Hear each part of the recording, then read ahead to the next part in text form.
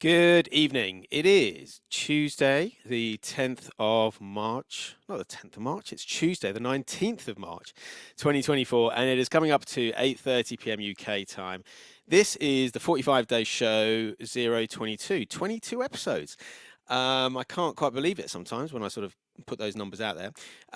My first guest is someone who's been on before, Acerone, and we had a great chat with him, and I think it was Chrome who was on that show. And then when I met up with him in Bristol, he was showing me around some of the local graffiti, and then showed me Andy Council's stuff in a tunnel sort of near sort of Bristol Temple Meads area. And I was like, this is really interesting. And I've been seeing their stuff on Instagram, and I was like, do you think Andy would like to come on and have a chat? And he was like, yeah, let's do it. So I've got both of them on now. So first of all, Andy, and then secondly, Acerone. Hello, Criztoz. How you doing? I'm good, man. You guys all right? Very well, very well. Or Andy?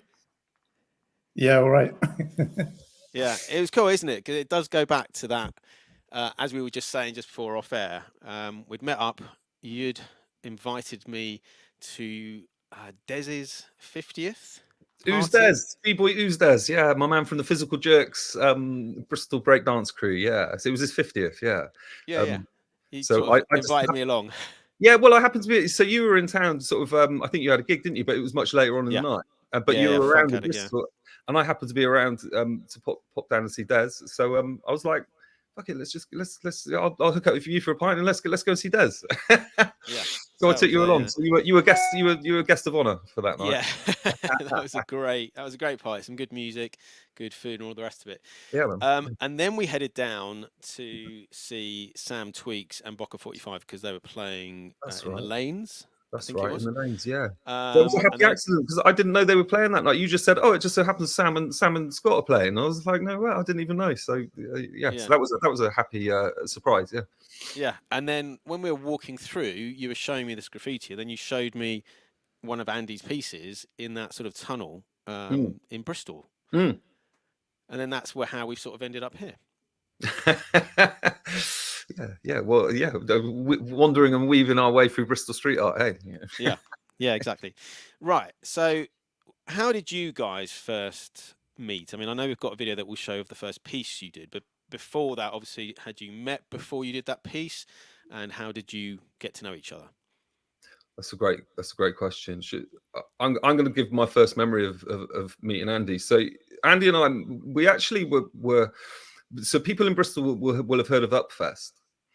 Yeah. And when Upfest first started, and I think it was probably 2000 and maybe 7.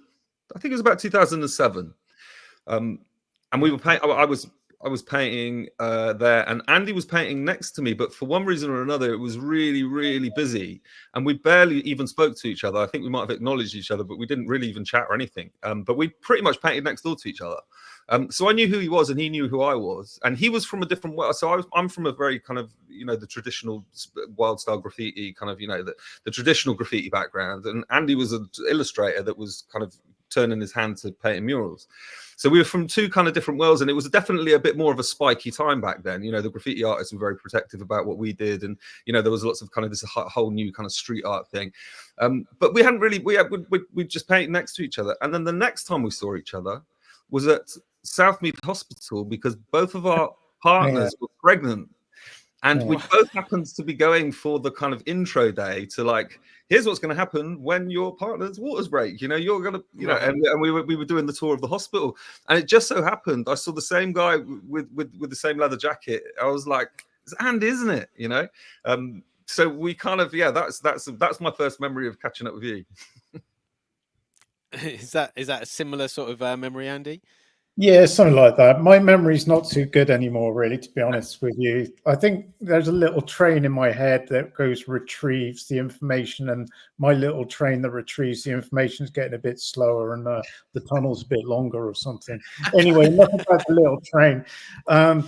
Something like that. I remember painting with Luke at an Upfest as well. We collaborated together at Upfest as well.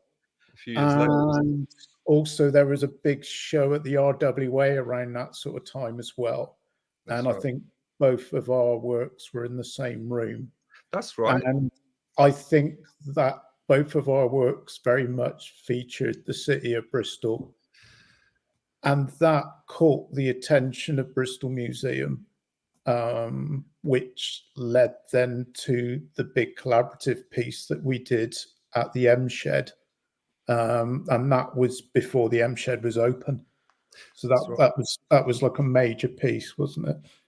Yeah, that was yeah, I think I mean, if we were to sort of talk about me and you collaborating, that was really kind of, I think we just did a piece at one. So the first time that I was talking about was the very first Upfest ever. That was like the very first one that had happened.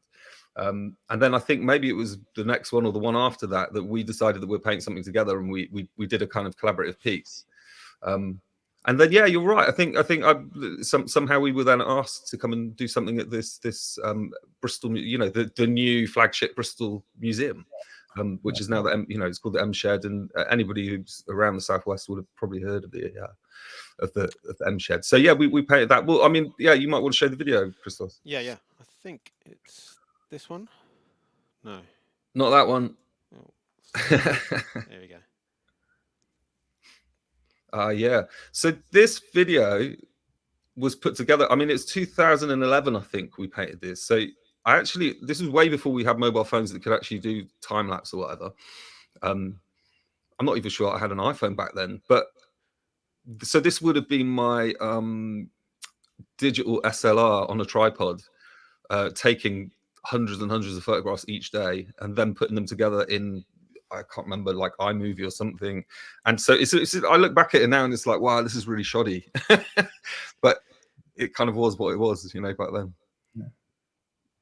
Yeah. What year did you say this was? 2011.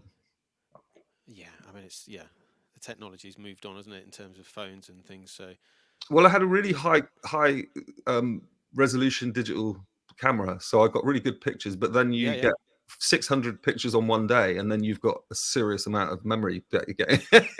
And then you do that over the space of 2 weeks or what have you. So that piece took us about was it 2 weeks to paint or something? It was definitely quite a fair few days that we spent on that, wasn't it? Yeah. It was 3 meters high and 15 meters long. And it was on the wall, directly onto the wall in the M Shed when they were building the museum. And it was always, the idea was that it wasn't going to last. It was going to, the wall would get painted over again in the kind of spirit of, ephemeral art, transient kind of artworks. I think by the time that they'd actually got all the exhibits in and all of the aircon system and everything had worked, had been fitted, when we painted in there, it was literally just a shell. It was like the only wall that had been built in there, So they built the museum almost around that piece. And I think they quite quickly realized that they would never be able to do anything like that again in there, because the exhibits, and the temperature and everything, everything's moderated, and there's so they actually kept it. It's still there, but they've built another wall in front of it so that they could continue to do what they wanted to do, which was use that particular corner and that space to continue to exhibit things. But there's quite, I don't know about you, but I quite like the idea that the piece is sort of cocooned in the museum, and maybe one day, or maybe it'll get forgotten about and or and rediscovered one day. Yeah, I like that. I like that. It's kind of a hidden wall. Yeah, it's good. Yeah, it looks great, and the M Shed is fantastic. There was a exhibition there. I think it was a hip hop exhibition there, like 2 years ago. So when I came down to Bristol, I think in 22, I think it was, there was some hip hop exhibition in the M Shed. Is that right? Yeah, it's been a couple. Yeah, that was really cool. And it was all about Bristol and obviously the graph scene and things. Yeah, it was really interesting. Right, the next piece I think you said would be most interesting is the canvas, which is this one, yeah? Yeah. So, Andy, maybe you should talk about this. If Andy, you start with this, and then obviously you can explain your side of it after. Yeah. Well, Luke brought the canvas to me. And I don't know if you got any other pictures of it, Luke, how it started. So it's very geometric in shape, the forms on there. And like I really kind of hit into it and kind of degraded it almost, but it still kind of retains that pattern as well. I think at the time it was around lockdown, and I was doing, prior to lockdown, I was starting to go into doing work in VR using headset, and trying to develop work that way. But I found as going into lockdown, that really was not how I wanted to be spending my time. I wanted to be connecting to something physical, like something I could see and feel like being in a closed sort of way anyway. So doing this painting was a real release. And I still think it stands up as a really cool painting that we've done together. I really like it. And I've tried kind of replicating it, but it never quite comes out like that. But that's the way of artwork sometimes, I think.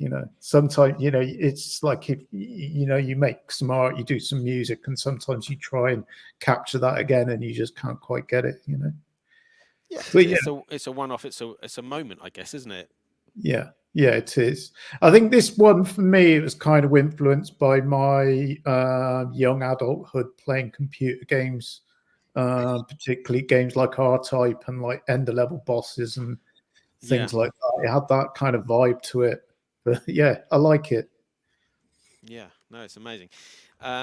Right, Acer. So before we went on air, you were sort of explaining how and what you had to do to get this piece made or get this piece done. So, do you want to tell us about that? Yeah, so I'll try and keep it really short because this is a really long story and one that I love telling. But it was basically during the first phases of lockdown. I had loads of canvases in my house. So part of what I do is collaborative team building, collaborative art team building sessions, and I had a session booked with my biggest client to date, and it was going to be, I think, about 70 people from all over Europe were going to come and do a team building session in Bristol. They were here for a conference already, and I was going to be the keynote speaker at the end, and it was going to be underneath Concord. I was going to get 70 people painting collaboratively underneath Concord, right on this. So I had about 12 of these massive canvases. Lockdown put a stop to all of my work. Literally every single thing that I had booked for the year disappeared. Festivals, jobs, commissions, everything disappeared. Nobody wanted to do team building during lockdown. So I had these canvases and I started painting into them. And I was using a technique called notan, Japanese notan, which is basically if you imagine yin yang, everybody knows yin yang. Yeah. You've got the exact amount of positive and negative space, and you can pretty much what you cut out of a sheet of paper, you can reflect on the other side and kind of make a balance thing and keep going and make pictures, And I was doing this thing, and there was a strange kind of, for me, it felt like a strange, and I wasn't in control of anything at that time, but it felt really easy to take control of black and white shapes. I don't know, there was something every evening that kind of sort of grounded me, So I started painting these things on these canvases, and I painted 12 of them, and I was really pleased that I'd created this sort of collection of 12 black and white geometric, Japanese notan pieces. And then I hated them almost immediately once I'd finished the process. Like, I really enjoyed making them, but the minute they were all finished, it was almost like I couldn't stand them. They were just really boring, really static. It was like the process was the art, the final piece was not the art. But these were big canvases and they had some pretty cool stuff on them. And then I realized it was almost like a reflection of my loneliness at that time, that I felt really alone and really kind of disconnected from people. And my paintings looked exactly like that too. They were void of any joy. All of the technical kind of cool stuff was in there, but there was no fun in there. There was nothing to kind of make them bounce. Technically they were great, but kind of so I put the word out on Instagram and just said, anybody want to take on one of these canvases? Look, this is what I've done on this one. Would you like to paint into it? Could somebody kind of, and then I've got the joy of knowing that they're going to get turned into something. I've got a reason to bloody be excited about a piece of art. And, but do you remember at the time we were not allowed out of the house? I mean, literally, you weren't allowed to go out unless you were going to work or exercising or go to the shop, right? I mean, are we talking the sort of the very beginning? Right at the very so beginning of March lockdown, 2020. Yeah, that's right. March, April, May, that kind of time when nobody knew what was going on, and it was sort of quite a terrifying sort of time. Yeah, exactly. I mean, at that point, I think everyone was like, everyone was falling apart. What the hell was going on? Are people going to die that I know? Right. It was before any vaccines or anything. It was a really crazy time then. Very unknown it was. And so what I was waiting until it was nighttime. I'd stick one of these canvases in the car and I'd go out and drive to whoever's house it was, literally kind of leave it in their front garden, give them a little text message or whatever and sort of wave through the window and then fuck off back home again, you know? And it was amazing because what then happened is I had a reason to keep in contact with that artist. You know, people might send me pics. You know, Andy was showing me like, oh, I've done this bit today, or oh my, and these great conversations started to happen. You know, Yeah. Andy was like, fuck, I was really stressing out today, man. Everything was really getting on top, and I just took it out on the canvas and like, you know what I mean? I don't mind, but I pretty much destroyed what you've done, and I'm like, great, this is like, it's almost exactly. It was what I needed, and it's what the canvas needed as well, you know. And so actually, so Andy's was one of the first ones that I did. In fact, I think it probably was the first one. Him and Dibs did the first 2, and then I carried on and did all 12. I got 12 different artists to do 12 different collaborations.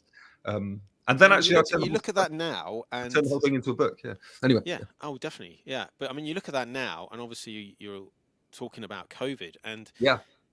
I think it's a very good reflection of how potentially a lot of people felt at the time. Right. I think, yeah, it's a really powerful piece. Really powerful. I think, interestingly, for me, it was almost the beginning of Andy and I kind of connecting on a kind of on a new level, really. We obviously had collaborated before and had enjoyed each other's company and got on really well. But this one, I think. I don't know. It was. I think it might have been to do with the time. I don't know, but it just opened up a communication between us that just seemed to flow really naturally, and it just kind of carried on from there. Really, it's a bit of a flagship piece for us, really. I think that one. Sorry, go on. A flagship piece. A bit of a yeah. I mean, it kind of marks a point, really. That from then it was like. We were, I guess we just sort of found a rhythm of, you know, it just kind of came quite naturally, didn't it? The rhythm of just sort of collaborating, you know. And Andy, did you get this same feeling during COVID of loneliness, and did it affect your art in the same way? Yeah, it did really. I think I managed to keep going through COVID doing artwork projects I had on, but they were mostly like digital illustration works, and they were good projects. It was good work, but it wasn't like really expressive, painterly sort of work. And it was around the time that I did that canvas with Luke, I started to become really sort of itching to go out and paint on the street, to be among people again, and to collaborate with artists, because a lot of the art I was creating around then was in isolation. It was on paper, scanned into my computer and things like that.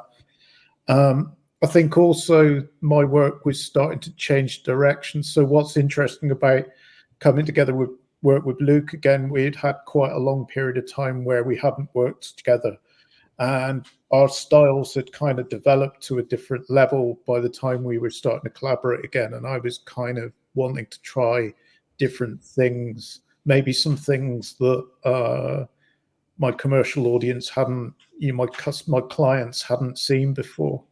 So there was a couple of things going on like that. And I think, myself and Luke really kind of wanted to get out there and paint and try new things. And like that as a reaction to COVID. It's amazing. I mean, it was a crazy time and, very scary time, and a lot of people lost their lives. But I think the creativity that's come out of it has been amazing. Obviously, you guys are talking at it from an art point of view, but it's basically what we do here on Twitch. We have DJs, and we went out and found other DJs, and we found other people who liked our music, because again, we needed that sort of connection and that sort of collaboration. So it's a similar thing to what we do here. Right, I think the next one we were going to show in terms of pictures is this one.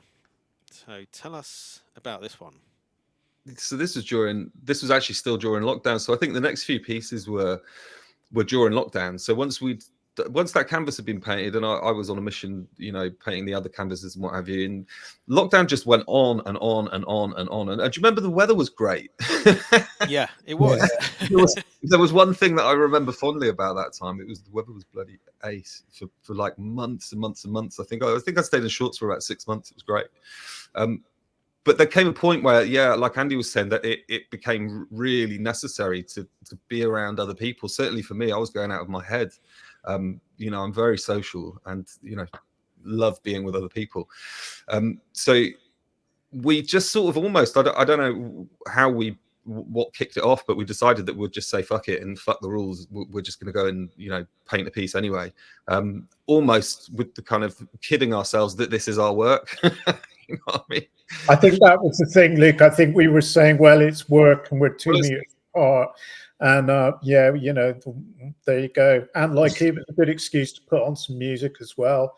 Right. Because that was a thing during that time as well. It was so unusual to hear music out and about. Yeah. So just having some music on, you know, maybe having a cheeky beer or whatever. It was actually the most social thing that could happen at the moment at that time. Yeah, and interestingly, this piece, although it was good weather, I think we painted it in the tunnel because it was one of those where it actually wasn't that great weather.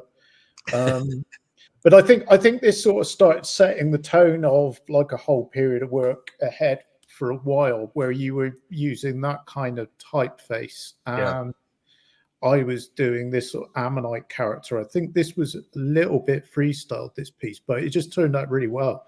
And I remember responses of passers-by being really good. Because obviously the public, you know, everyone was going through it, so people going by were just like quite enthusiastic. You know? Yeah, for sure. What inspired the Ammonite character? I've been using it for a while as my signature, kind of like my signature tag symbol. And I started using it just because a lot of my work had featured dinosaurs a lot. So it was a kind of nod to sort of that kind of prehistoric thing. So, I mean, I've got a few Ammonite tattoos as well to go with it. Oh, hold on, let's have a look at those. Hold on. Yeah, I was just sort of carrying on with that for a bit, really. Yeah, that was the Ammonite phase. I've sort of eased off that a little bit at the moment. Yeah. And obviously, Ace said the typeface. I mean, it just comes off the wall, doesn't it? It's just 3D. So, firstly, how long have you been, or had you been using that? And how do you achieve that? How do you make it sort of 3D and make it look like it's coming off the wall? It's really, really, really simple. Yeah, and then in being so simple, it kind of takes on this complex feature. It's amazing how simple geometry is, and yet how effective it is. You know, there's a reason it's sacred, right? But I mean, it's quite hard for me to describe verbally what without kind of being able to, you know, point bits out. But it's essentially, literally, the most simple. It's like the A is just 2 straights upwards and one across the top and one across the middle. It's and then I kind of there's just a process of drawing more lines, 45-degree lines that then kind of add more layers around it. It's hard for me to describe, but you just have to trust me that it's not a very advanced sort of technique. It's actually very, very simple. But cool. I guess I've just painted it in a way which kind of is very effective. It looks, you know, and I guess once I came across it and started painting it, and people were like, some could read it, and then some couldn't read it, and some were like taking photographs of it and like, oh, now I can read it. It was a bit of a surprise to me, actually. I didn't realize that it had become quite the optical illusion that it had become, really. In my mind, I can just see it. So, yeah. Cool. I've got a piece. I think the next one might be quite a recent one. I think it's from Paris, this one. Oh, no, that's not from Paris. Is that not Paris? Maybe I read that wrong on the video. That's definitely Bristol. Although, if one of the other videos, it said Paris on it. Yeah. Now it's panned out. It's definitely Bristol. Yeah. Tell us about this piece then. How did this come together? This year I do dragons and dinosaurs quite a lot in my work. I try and avoid it quite a lot, but then it seemed rude to ignore the fact that the Lunar New Year of the dragon, and in particular, it's the year of the wood dragon. So I wanted to go to town and paint a really nice kind of Chinese dragon, Oriental dragon piece, and get Luke involved in there as well. And so you did something representing the elements, didn't you, Luke, in the middle? Yeah, I went down the rabbit hole of Chinese philosophy on the years and every what all the Chinese New Year stuff and all the symbols and the earths. I definitely went down the rabbit hole. But there's lots of sacred geometry attached to ancient Chinese theories and stuff. So yeah, the triangles represent different elements. Each point represents a different element. So there's earth. If I start trying to reel it off, I'll get it totally wrong. But it's like earth, wind, water, wood, fire, air. I think. Yes. So yeah, it's based on ancient sacred geometry, which is actually found in pretty much all ancient traditions, but certainly was attached to the theory of Chinese New Year and why the animals and why the wood, why it's a wood dragon one year and it becomes a water dragon the next year and a fire dragon the next year. All of that. It was yeah. I think with this, I mean, it's gone forward a bit through the pieces, but by the point we're painting now, there's definitely a process where one of us comes up with something and then the other one bounces an idea off that. And then there's a dialogue that goes along quite a bit before the execution of the piece, before even the drawing of the pieces, to make sure that it's interesting, like just using something like a hedgehog, like in another piece or something like that, or the bird or something like that, thinking about the symbolism of the creature and then attaching that to the wording or the geometric shapes within it.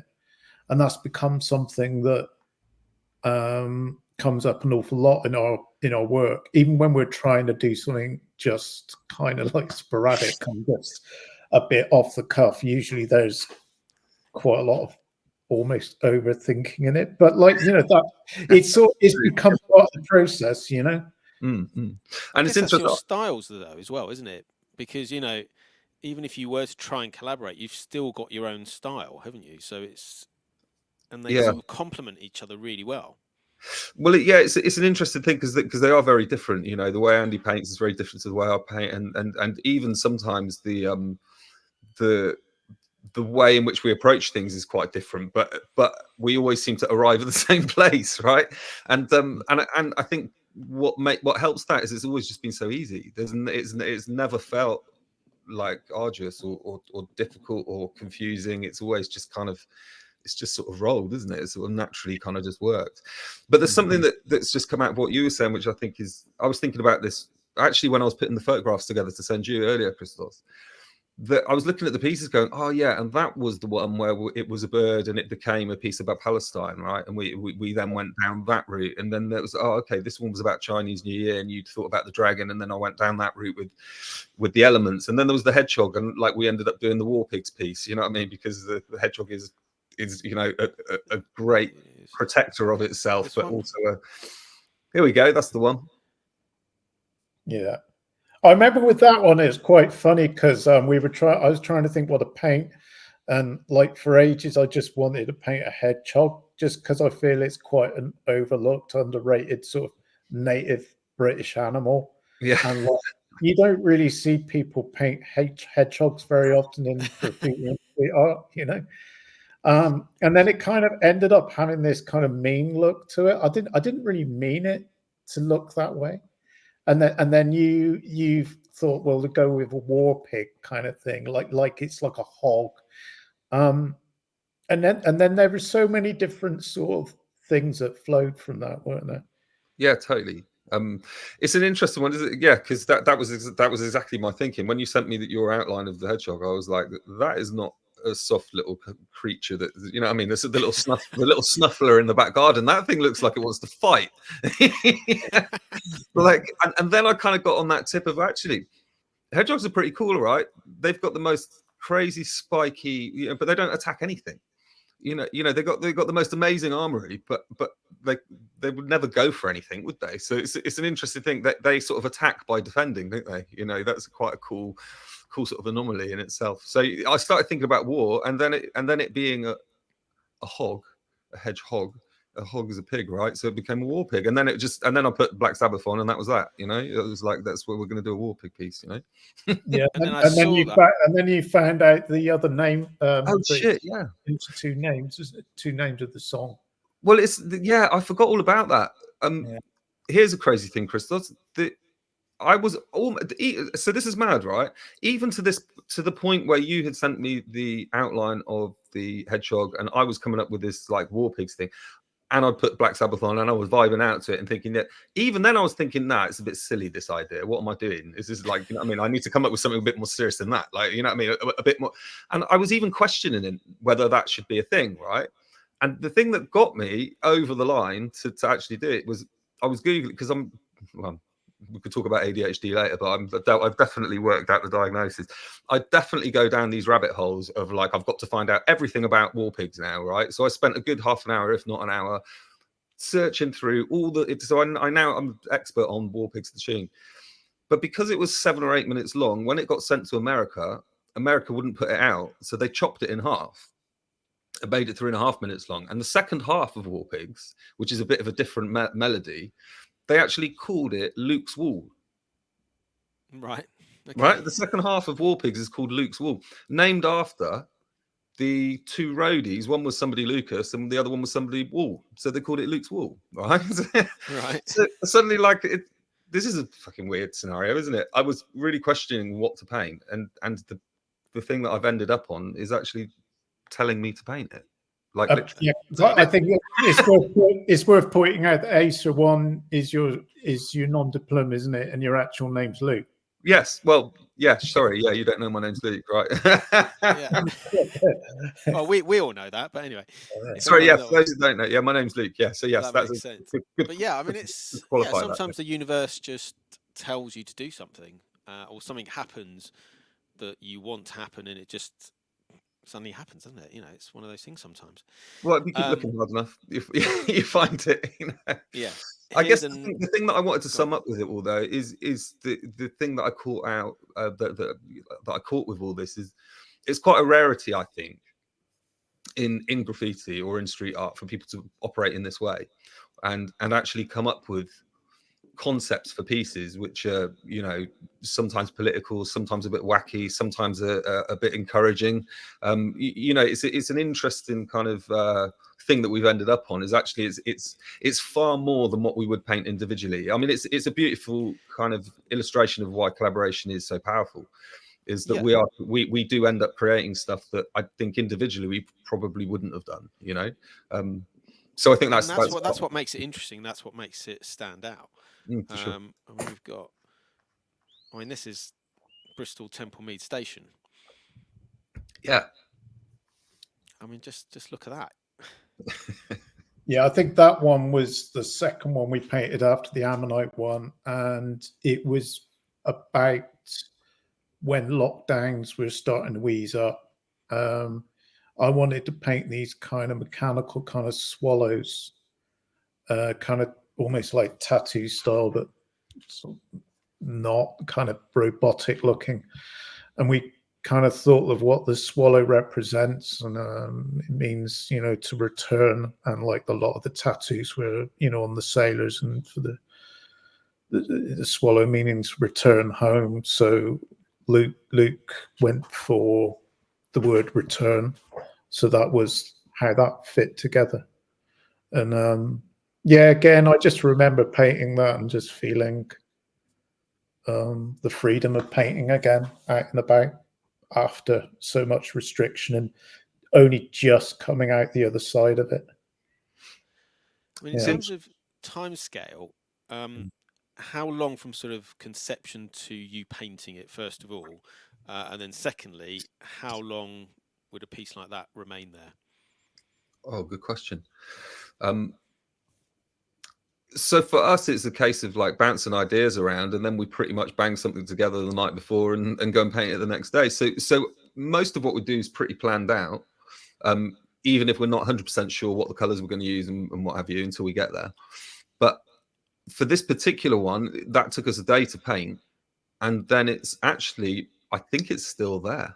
It's still there. We went back and added it. It kind of started to come off the wall a bit, so we fixed it.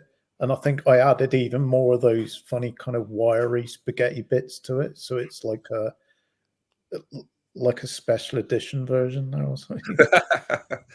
And I tell you what, with the return as well, it's interesting because you were saying. I mean, if it felt like, I remember at the time thinking, obviously the word return, we were referencing the swallows that return to the same place every year. And there was almost an element of like we're returned. Like I think this was coming towards a point where we might come out of lockdown, so it was like we were slightly returning to some sort of normality. Yeah. And then somebody else came along, and when they realised it said return, was like, oh, like a return ticket from like Tumbleweed.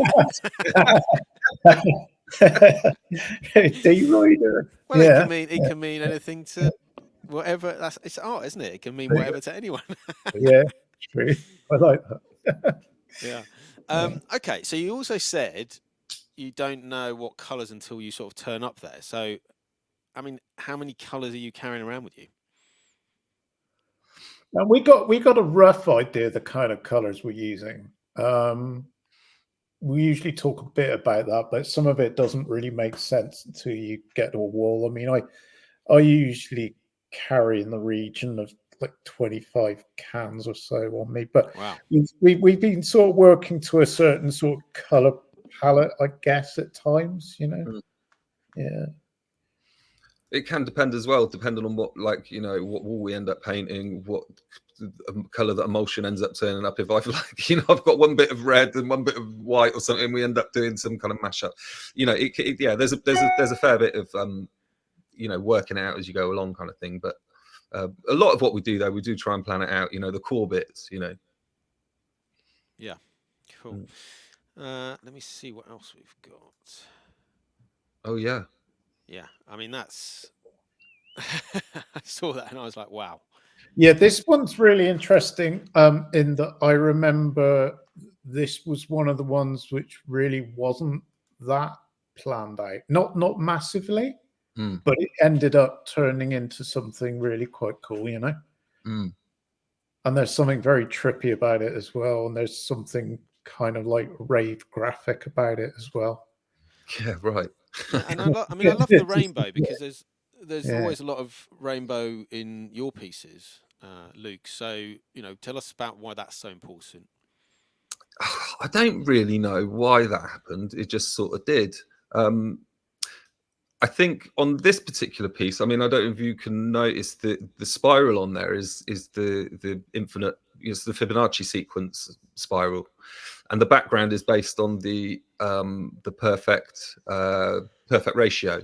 So you can see the circle is inside a square. Yeah.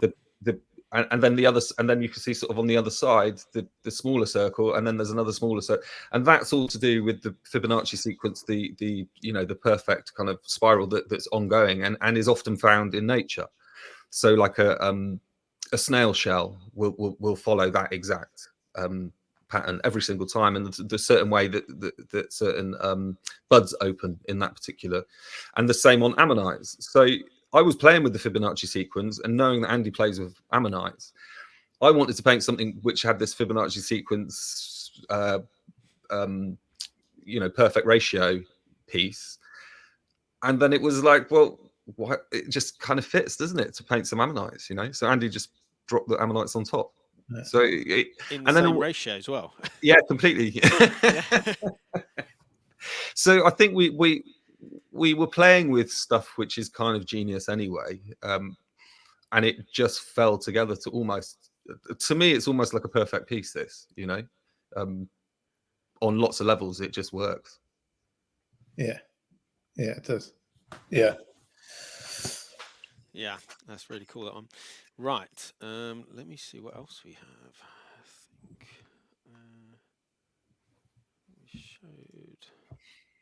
we've shown that one, haven't we? That one we've shown. think that might be one of. That's just one of mine, I think. Yeah. Yeah. I like it though. I like that one. We can come Yeah, back it's to that. all right. Yeah. Yeah.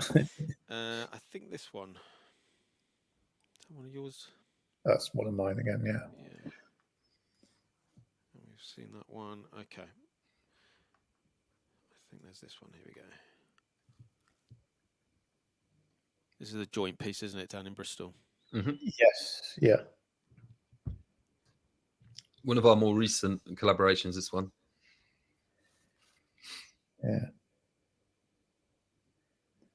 So this one a bit different to the other ones in that this is a commissioned piece of work by the local council, and there was quite a lot of consultation with people living in the local area and trying to get lots of different elements from the local area into the piece.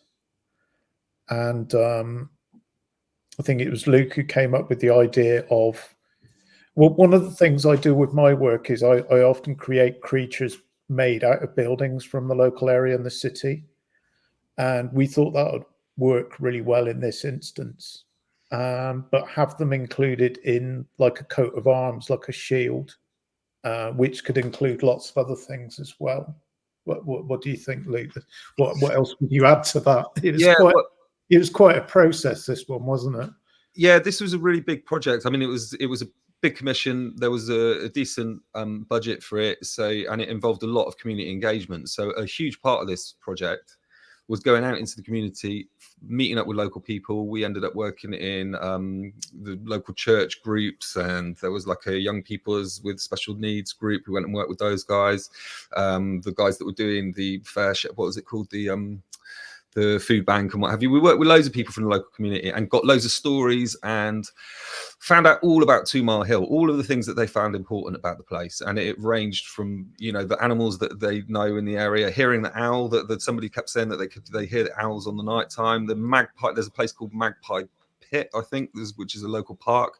It's an old mining town, loads of different things. Oh, and the guy, what's his name? Colin Pillinger, who created the Beagle 2 Explorer, which went up to Mars and disappeared. And he was some crazy guy. He looked like a mad, nutty professor from Kingswood, 2 Mile Hill, just up from around here. And he sent this Beagle 2 up to Mars, and it disappeared, and everybody laughed. And poor guy passed away not long after that. But about 3 years later, these messages started appearing from Mars, and it was actually Beagle 2 that had managed to crash land on Mars, and it had taken something like 3 years for it to recharge its battery and send these signals back. So anyway, Mars features right in the middle, right in the center of the heart of 2 Mile Hill, if you can see that on there. Yeah. So yes, there was lots of all of those little bits, those little stories, and these little fun little things that we found out about the area. We kind of created symbolism and put it together in the form of a coat of arms, because I liked the idea of flipping the coat of arms from something which is representative of like aristocracy and how tough you are in battle and all this kind of nonsense, and actually to flip that on its head and say, well, let's have a coat of arms which actually celebrates the people and the history and the all of the cool stuff in the locality of the area, and use that as a kind of a framework to kind of embed all those little bits and pieces into. Yeah. And so it's even got a Scotch egg in there, hasn't it? It's got Scotch egg in there, man, from the local bakery. Yeah, legendary Scotch eggs of the Baker's Corner. Yeah. And what is that on? Is that on like a house? Is that like a building? Gable end. Yeah, gable end of a house. Okay. Yeah. And so that's overlooking. Now, you're both, well, Bristol and obviously close to Bristol. And obviously there's lots of sort of pieces around like this. Do you think that your careers have been helped by the fact that you've got such a open city to street art? Yeah, I don't think my career would be shaped quite the way it is if I was based somewhere else necessarily. I mean, there are other places that are really quite open to it, but there are also quite a lot of places that aren't, to be fair, And like also there's just quite a lot of spots that you can paint in Bristol. There's a really good network of artists in Bristol, you know. That's very true. For me, I mean, I regularly mention how lucky I feel that I am to have grown up in Bristol at the time that I did. I mean, you know, I used to skateboarding was my thing back in the day, and you know, I would end up skateboarding on a Saturday with Danny Wainwright and James Hacker and Paul Carter, and you know, I mean, something like legends of skateboarding were my friends that I'd kicked out with every weekend. You know, I'd be going out to Cozy's or you know, Trinity or you know, going raving, and my local DJs were DJ Dye and Ronnie Size and Jody, and you know, I'd literally had the best of everything. Like, I mean, Ronnie Size and his brother were our youth workers, you know, they worked in the youth centre, you know?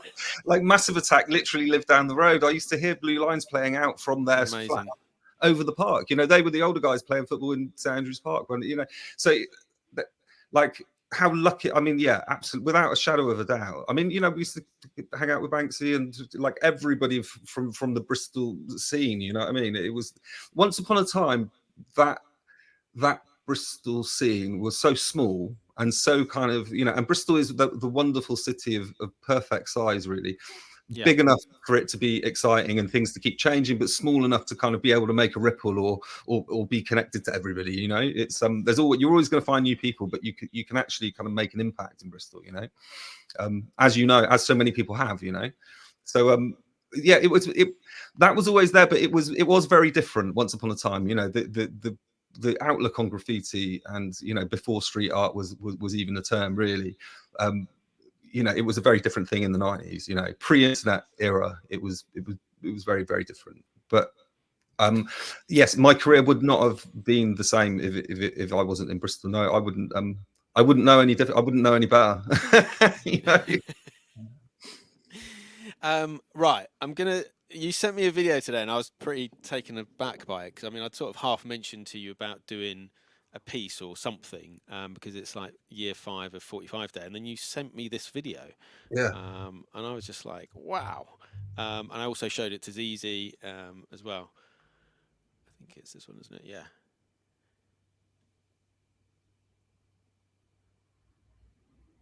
I mean, it's it's amazing, and I love again the sort of rainbow color, because obviously we're very inclusive and open on this show. But yeah, I mean, can you talk me through this piece, Andy and Luke? I think, to be honest with you, this was one that wasn't massively planned, really. That's cool. I mean, it's wicked what's come out of it. I just had this idea of I just wanted to use up some paint, and I kind of thought of this sort of snaky thing that would go through it, and there'd be colors on it that would alternate and go in a kind of rainbow kind of effect, a bit like Luke's lettering. And yeah, it was just one of those things that came out as it did, really. I think I quite like it. It's quite funny. The snake looks a bit like it's made of tinsel or something. Yeah. Or, did Kirk say he was there with us? He said it looks a bit like a feather boa or something. It does look like a feather boa. Yeah. Fantastical beast. Yeah. I love it. It's wicked. And yeah, no, thank you so much. It's really cool. But I was going to ask you about the actual process of how you paint, because obviously it's effectively 2 pieces in one. Now, this one, is this more you've done the first part, Andy, and then Luke, you've come in on top? Because obviously some of the other ones are more geometric and it looks a bit more intricate. So how does it work when you're doing that in terms of sort of the different parts of you guys painting? Yeah, so often, I mean, my thing is that I always, these days, I know exactly what it is I'm going to paint. I almost kind of have to have I almost have to have mapped it out first before I could, before I'm totally happy with what, because I know once I've mapped it out, I can recreate it exactly. And if that process isn't completely mapped out, then I can create something exactly, but I might not know what it is. Like it might take a kind of a form of its own. And when you're playing with geometry and specific measurements, you know, any of those sort of an alteration that can change everything, you know. So I'm very specific, and it kind of works with how my brain works, you know, that I like to be really kind of almost militant on where the lines are going to be these days, right? So with that particular piece, I didn't have the night before or whenever we were going to go and paint, but I just couldn't get anything together. So I rolled up to the wall with absolutely no idea of what I was going to do, and then we were talking about doing this. Actually, we were talking about I think I'd spoken to you, Criztoz, and I was chatting to Andy about like, and then I was like, oh fuck it, actually I might just do a 45-day piece. So this was a complete freestyle off the top of my head. Hadn't planned really what I was going to do at all. I really like the 45, but I don't like the day. So I had a bit of a strop at the end of this piece. I was a bit like, oh fucking, I got really grumpy at the end of it. I think it looks all right. Well, cool. Good. I'm glad you're happy with it. But yeah. I'll do you a better one. I like it. Yeah. No, that's wicked. Cool. Okay. Now I think we're also going to do something that we haven't done before. Is obviously we're going to raid into you because you're going to go and do a set. I think. Yeah, man. So let's talk about one more thing. What have you got coming up together, or what's the most recent thing you've done together? I think we're painting tomorrow, aren't we? Yeah, that's right. Yeah, we're going to paint tomorrow. And yeah, it is something that we just tend to do. As you know, it's good to just regularly paint and come up with ideas and, you know, just have fun with it. And, you know, when you got time to do that. So yeah, we're painting tomorrow. We're going to bring another artist in as well, aren't we? Yeah, definitely. Yeah. So three of you collaborating. Yeah. Have you done that before? Not in this particular way, because we're going to paint a wall which is kind of almost like a freestanding canvas, so there's a bit of a border on it, so there is no scope for, like, you know, when you arrive at a wall and it's a big long wall and loads of graffitis on it, you can take out as much as you want and pretty much do what you want. So it often becomes a bit like, well, I'll take this bit and that bit and somehow we'll kind of lap things over. But this one's going to be pretty much, we're going to paint on top of each other, because that's kind of, you know, the wall's not massive, so there's it's in a way it's a bit more of an intense approach tomorrow, I reckon. But we'll see. We'll see, innit? I might have a strop at the end again. You never know. Yeah, you might too. They usually all do turn out all right, though, you know, Luke. You know, that's true. It is true. No, that is true. And I think that's something I'm learning as I progress through doing artwork. It's like, so when I'm at the start of doing something or midway through, I look at it and I just think, oh, this looks really shit. But then I kind of know, usually, like, I'll push through that and turn it around. You know, there's only a few occasions, I think, when I do something and I just come away from it thinking, yeah. Cool. Yeah. All right, Luke. Well, do you want to get ready for your set? Yeah, and mate. Then how long do you think you need before you go live? 10, 15 minutes? Yeah, cool. Well, what will you do? You'll just check one and see that I'm live, and then... Yeah, I'll just see that you're live, yeah. Right, cool. Or just drop something in the chat that you're live, and obviously we can raid across.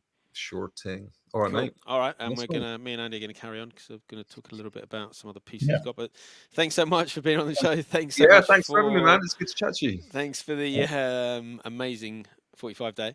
That will be used across the socials, don't worry. But yeah, I will speak to you very soon about that other thing I was going to talk to you about that I haven't got around to yet. No worries, man. That's all good. Cool. All right. Take it easy. Speak to you soon. Take care. Okay, Andy. When I normally have guests on, and I'm normally talking about how and when they first got into music, and it's normally like their parents or their friends or siblings. Obviously, we've been talking about art, but it must be a similar thing in terms of passion. So when did you first realize art was a passion and it was something that you wanted to do for a longer sort of period of time? Oh, crikey. I think it must have been when I was in infant school. Like, it was just straight away. I mean, I remember doing paintings and drawings there. I can kind of remember some of them still. And I even remember drawing on the wall at my parents, and I think there might still be one of those drawings there. But I think I just always knew, I was always focused on the fact that I liked drawing and painting. It's just always there, really. Yeah, amazing. Yeah. And did you end up going to sort of art college, art school, art, course at university, or how did your sort of art career progress? Yeah, I did. I mean, I stayed at school studying for a while. I didn't do so well at the other subjects. I ended up doing like a foundation type of course in the end, where interestingly I met and became friends with a graffiti artist. But I didn't see them for a while after that because I ended up studying animation down in Bournemouth. Um, I made quite a lot of friends there. I gained quite a lot of skills in drawing, but I didn't actually go into animation. I came away from there and couldn't get into the industry. So I moved from Bath, my hometown, to Bristol. And I started picking up illustration work there. And I also reconnected with my friend who does graffiti. And I started learning the use of spray paint. So it sort of gradually evolved. My kind of direction in artwork went differently to how I imagined. And how long ago was that then? So when did you start getting into spraying? I think it must have been around 20 years ago, maybe. I can't quite remember. But it was always a bit sporadic, really. It was just like a bit here and a bit there. I was never a writer. I'd hang around with graffiti artists who wrote letters, wrote their names, but it was never really my thing. So it was sort of, I don't know, just occasionally working with them, and then using the paint and realizing that I could get my illustrations on a wall at a large size. Yeah, Yeah. and I guess yeah, from a sketch pad or a canvas, it is then suddenly a bigger scale. And did that affect the sort of art you were creating because you were able to create it on that bigger scale? Um, Yeah, I think so. I mean, I always like detail in my artwork, and sometimes I remember at first that was quite a challenge getting that detail on a wall. It took a while for my skills with the paint to get that detail up there, but I think it shaped me and my work in terms of what I was creating, but also by what I was looking at around me. I think that graffiti still shapes my work in a way still, like looking at the graffiti lettering, even though I don't do that kind of thing. Yeah. Let's look at a video. So this is a dinosaur piece you did. So tell us how this came about. So that one was painted last year. I was asked to paint at Coventry Museum, the Herbert Gallery, the art gallery, where they had brought in, they were going to have artwork in each of the rooms by different graffiti or street artists. So with that one, they got me in as well because they know that I paint dinosaurs, and at the moment, Coventry Museum's got the Diplodocus from Natural History Museum there, Yeah. so Yeah. it seemed rude not to paint the Diplodocus made out of Coventry. So Yeah. that's what I did.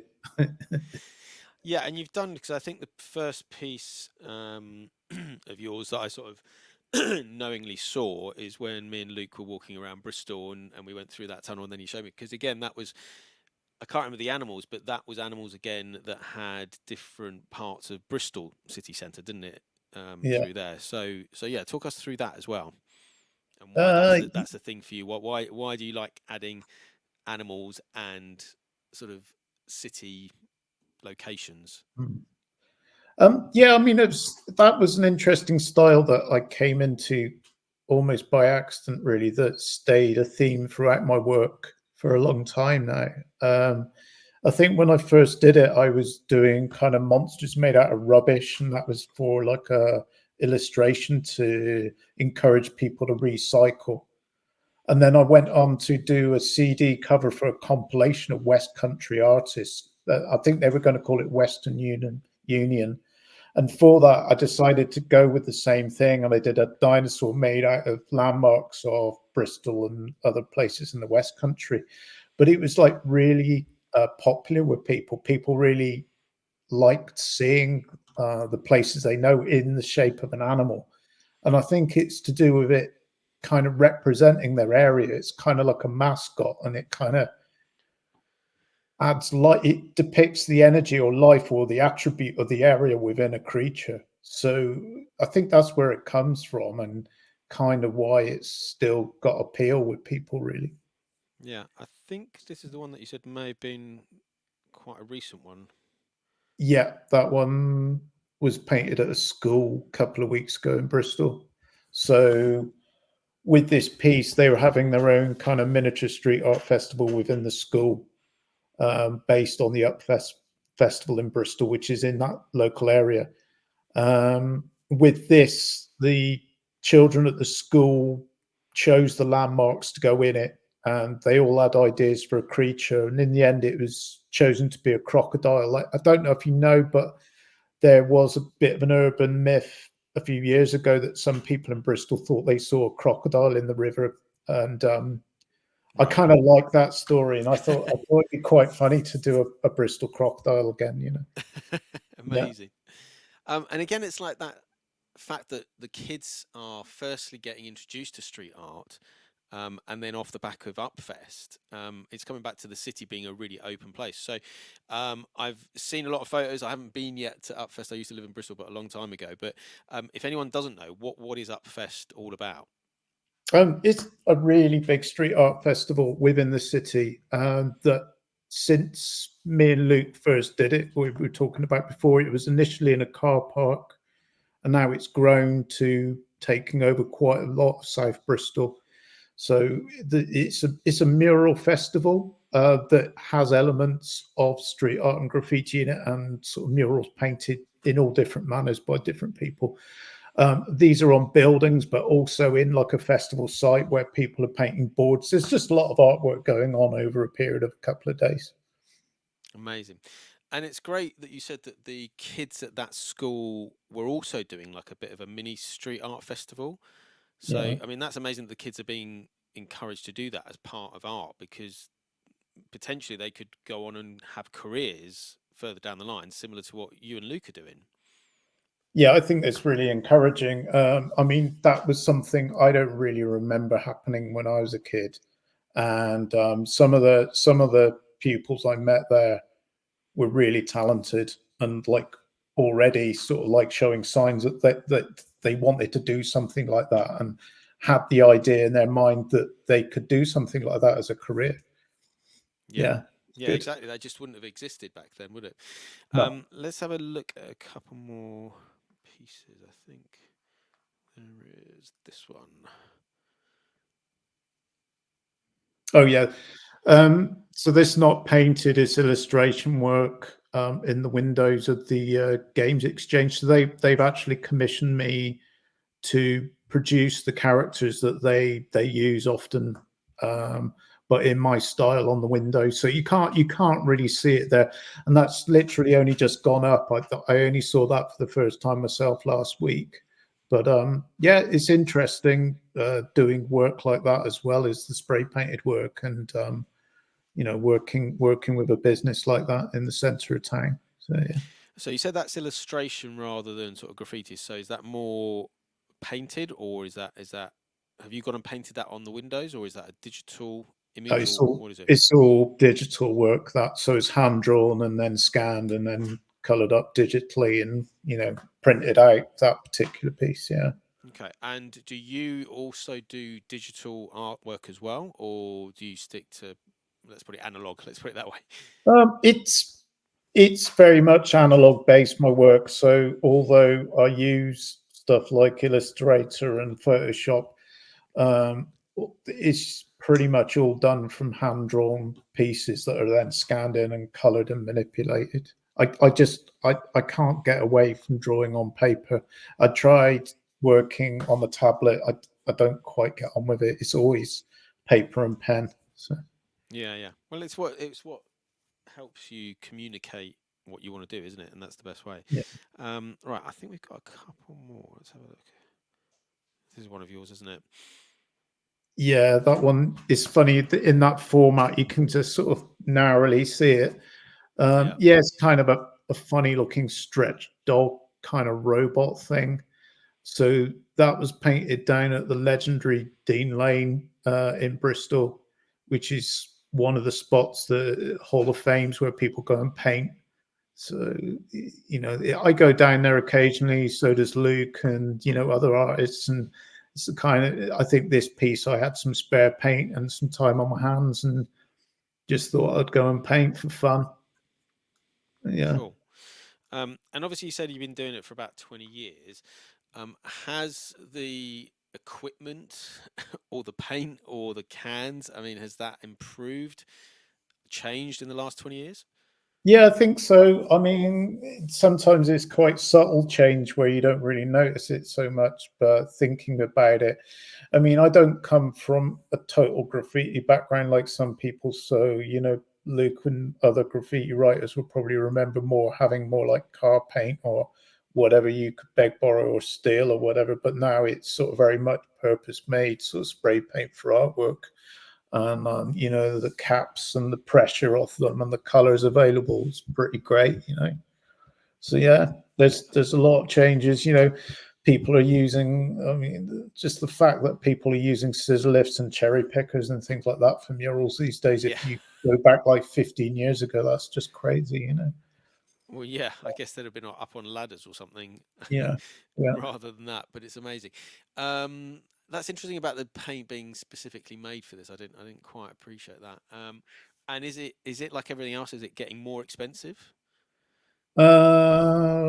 Yeah, I think so. I mean, I kind of got a job, a lot of it hanging around, so occasionally I'll buy it. But I think it is, I'm pretty sure Brexit had an effect on that as well. Most of my paint comes from Germany or Spain, so yeah. Why is that? Why has it come from there? Is there a particular? Do they make it better than other places?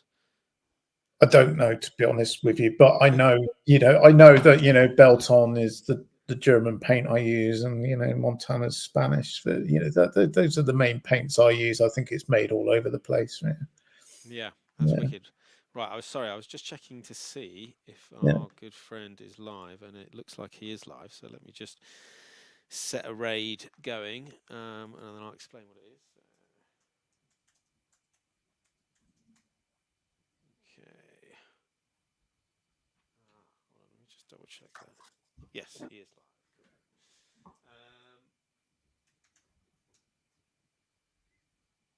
It's been a lot of fun. Thank you so much for being on the show. Yeah, thanks for having me. Yeah. Yeah, I've learned a lot about artwork. Again, thank you for that piece. That piece is amazing, and it's great. It's fantastic.